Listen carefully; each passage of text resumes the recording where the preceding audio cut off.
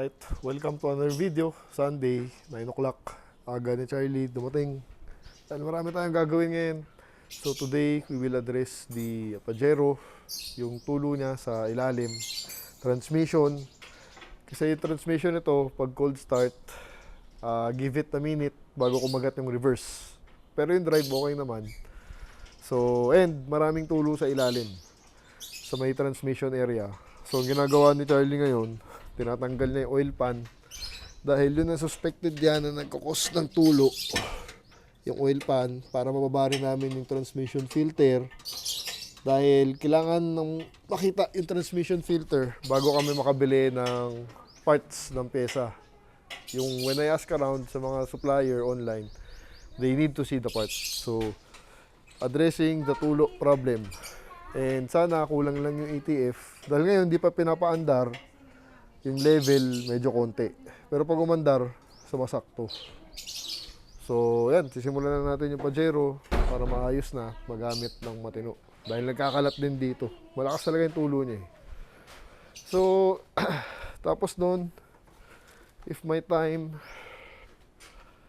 yung 124, papalitan natin yung spark plug. Dahil lumang spark plug lang ang kinabit namin, temporary for the meantime. Bumili tayo kila Joanne. Ayan, spark plug. Yun. Ayan, 6. 6 na spark plug. Para bago na. No? So, madali lang naman yun. Para bago yung spark plug niya. Then, si E150, spark plug din. Dahil kahapon, pina-change oil natin, tsaka aircon. Inayos natin yung aircon. Full recharge, oh. Para sumakto na siya. So, that's the video for today. Si Pajero, tinan natin yung tulo problem niya. This is the update. Ayan, tinan natin sa ilalim. Yan ang maganda sa Pajero, hindi mo na kailangan i-jack. Asan ba? Ito pala. Yung parang maliit na black na screen. Tumutulo. Yan. Asan yung filter sa loob? Yan, yung parang square. Acid pala, no, yung brand. Ito? Yan, yung black na yan. Yan. Ito yung filter. Strainer. Tawag. Ito yung filter. Washable. So, pwedeng hugasan lang. So, yung gasket. Asan na yung gasket? Sa oil fan, titingnan ko kung kailangan ng palitan. Meron yata tayo dyan. May dala na akong sealant. Ayan. So, yun yung culprit sa tulo dito. Ayun ang maganda. Pag Pajero, hindi mo na kailangan i-jack.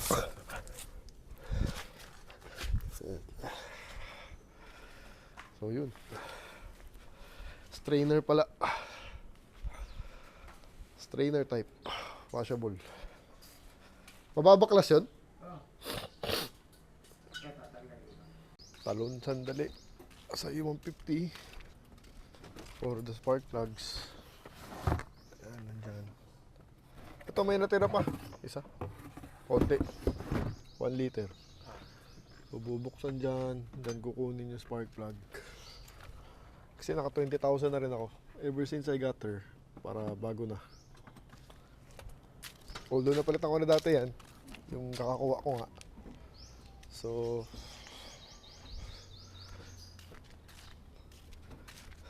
bumili na tayo ulit.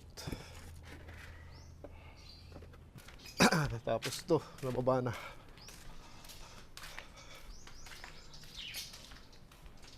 Nababa na. Ayan. Ilinisan na. Ayan ang itsura. Bilis lang. Accessible kasi sa ilalim eh. Madali dukutin. Partida, wala pang lifter yan. No? Sakit pa Nadukot na yan. Mas mabilis ngayon kasi dati nagalaw niya na yan. So, alam niya na paano. So, yun. Medyo mahirap. Ito mo, magkakagulo yan. So, pag-spray yan. Ang lalim. So, kaya hindi kaya ng mga ordinaryong shop. Kailangan talir talaga. Or kasa. Ito yung plugs. Yun. Sunog na nga rin yung iba. Ayan. Tapos pinapasok ng tubig. May kalawang. Oh. Tubig ulan. So ito yung nabili natin. 400 ang isa niyan. 430 pa nga. Times 8.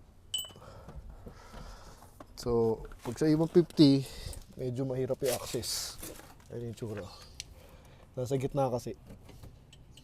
Kaya not an easy job. Kahit na spark plug lang. Yan, again. Piniprep natin siya. Dahil again, it's summer. Middle of March pa lang ngayon. March 15 or March 16. Pero April na. And medyo umiinit na yung panahon. Para naman sa atin, bigla-bigla. Preparing for the summer trips. Dahil meron tayo. So, ayan. So, ito naman, si Pajero, inaayos na natin again yung tulo problem and yung shift delay problem pag reverse during cold start. So, step 1, syempre, cheapest way, linis-linis, yung strainer, ito. Ayan, yan nata yun. Mga debris, kung makikita nyo. So, linis lang naman gagawin dyan. Yan yun. So, kung di makuha dyan, tapos nagdag ng ATF, kung hindi makuha dyan, eh baka rebuild na nga talaga ng transmission. Ibababa yung transmission. Pero for the first time, for the first step, ganoon muna. Siyempre, dahil kung makuha sa cheapest way, mas okay sa atin. No? Alright, 2 p.m. So, tapos na rin ako magbuhat. Pajero is there. Yung E150, tapos na yung spark plug, nakabit na. So, before moving on, just want to thank yung mga nagbibigay sa atin ng mga tips, sa mga comments, kung anong gagawin, anong i-check pag may sira. Parang to si Pajero, sa transmission problem niya, many of you shared their thoughts kung anong dapat unahin, anong i-check. So I do appreciate that. I read them at sinasabi ko kay Charlie yun para may guide din kami, no? And for those watching in abroad, like LA, California, Arizona, yan. Even sa Dubai, meron. Thank you for watching. I hope na-entertain ko kayo. So, your comments give me the motivation to do more videos. No? So, going back, sa car number 3 na tayo. Si 124. Tinotono. Napalitan niya na yung spark plug. Tinotono lang yan ng konti dahil medyo mataas yung minor. Minsan okay naman. So, konting tono-tono pa. Yung mga lumang plugs nasan? So, yung mga lumang plugs, saan na yun? Ito, yan yung mga clips para dito. Inayos na yung kabilang side dahil umaangat. So, yan yung mga bracket na nag-hold ng clip. Then, yung lumang plugs. Saan dito? Tayo natin. Para makita nyo lang.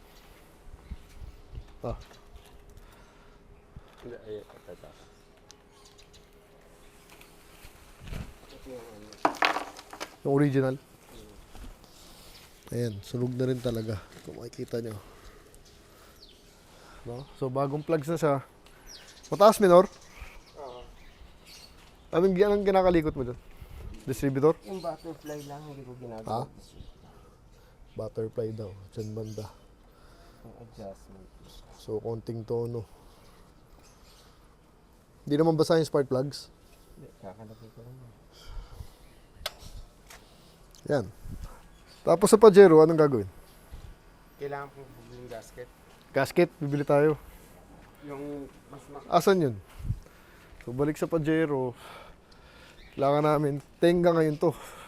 So, di. maayos na. Bibili lang ako nito ngayon. Meron? Bibili lang ako nito. Saan? Durog pala eh. Sa auto supply lang. Yan yung sira. Dito na yung gasket. Ito pala, oh. May auto supply ba ng linggo? Tatakbuhin ko ngayon yan. Sabi niya, bibili daw siya. Meron daw auto supply dyan. Sige. Di mabuti. Ito lang yung cost ng tulo. So, yung nagtutulo, nakita natin, ito lang daw yung cost niyan. So, yun yung gagawin. To address na tulo. Tapos linis yung strainer, no? So I can hear the 124. Medyo normal siya. Tahimik.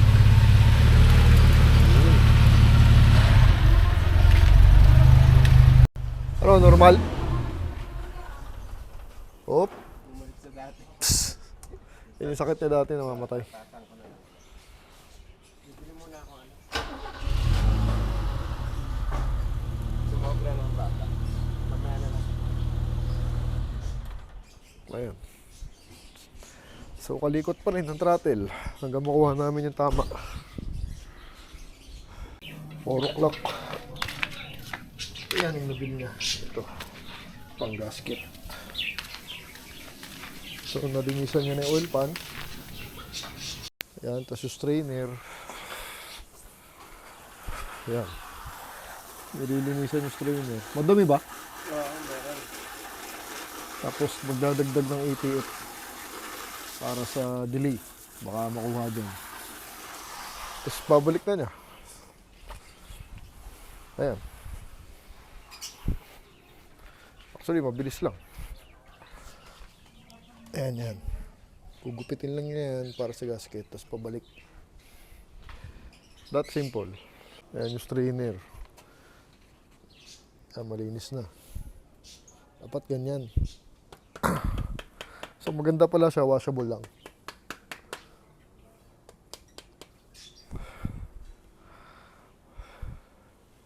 Alright. Tapos gugupit na lang siya para sa gasket dito. Yan. Yan. So, nagupit na niya.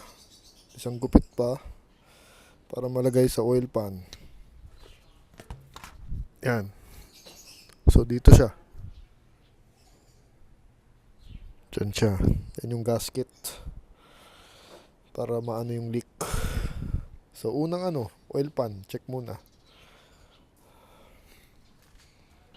Almost 5 o'clock. Pabalik na si Charlie. Doon. Nalinis na yung strainer. Yan, gasolina yan. Panglinis. Tapos, ito na yung gasket na binili niya for the leaking problem, yan. 200 pesos. Yun o. Mga nanikit na ron. Basag-basag na. Tapos ito, kailangan niya yan. Ayan, pabalik. So hopefully, yun lang yung problem. Kaya nagtutulo yung ilalim sa may transmission. So sana wala nang sa may transmission banda. So observe ulit, 1 week. Pagkabit niya nito, ngayon, i-observe namin, tapos titignan namin next week kung may leak pa, wala. Kung meron pa, hindi, baba ulit kami. Sisilip kami ulit kung ano pa yung possible. Then, magdadagdag siya ng ETF later. Meron naman kami dyan, ASIN. No? So, actually yun na yun. Hindi na natin makikita matapos yan dahil paggabi na rin. And 5 o'clock na. So, I think that's the video for today. So, in the coming week, obserbahan ko na lang siya kung nagtatagas pa and kung yung transmission natutulog. Bukas pala, umaga. Tingnan natin pagka cold start kung ganun pa rin yung transmission niya. So, I'll end the video tomorrow morning para makita natin kung na-cure na natin yung delay sa reverse during cold start. Reverse lang naman. Buti reverse, hindi drive. Mas mahirap kung drive. And pag mainit na yung kotse, okay naman na. Kumakagat na siya. So, dadagdagan ng ATF. Then, nilinis tong strainer. Yan, yun lang yung ginawa. Tira natin. Kung ganun pa rin, after nyan, pag-iisipan na namin kung kailangan i-rebuild ng transmission. No? So, wala nang jack-jack. Very accessible. Alright, see you tomorrow. Alright, good morning. So it's the following day. The Pajero is done. Ulitin natin yung ilalim. Ay, kapustahin natin yung pulo. Teka. Asa na yun? Ayun. Yan. So far, Mukhang okay naman. Tulok wise. Ayan, no? Okay. Tapos, naglagay din tayo ng ATF additional yan. Meron tayo nakastock dyan eh. Asin naman. So, let's try first start. So, moment of truth. Tira natin kung magre-reverse o hindi. Here's the key. So, first start, cold start. It's 7:30 in the morning. Maaga. Ayan, kinakabahan ako. Ay, nako. Welcome to the brown interior. Ganda talaga na interior, no? Gets me all the time. Hindi ko siya ginamit for a week. So, nakapark lang. First start.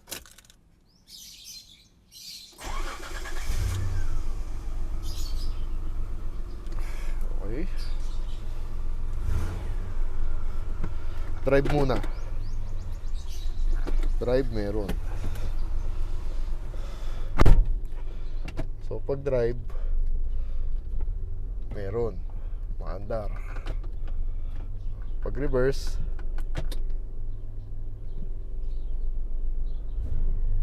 wala. Ayun. Kumagat na. Mas mabilis.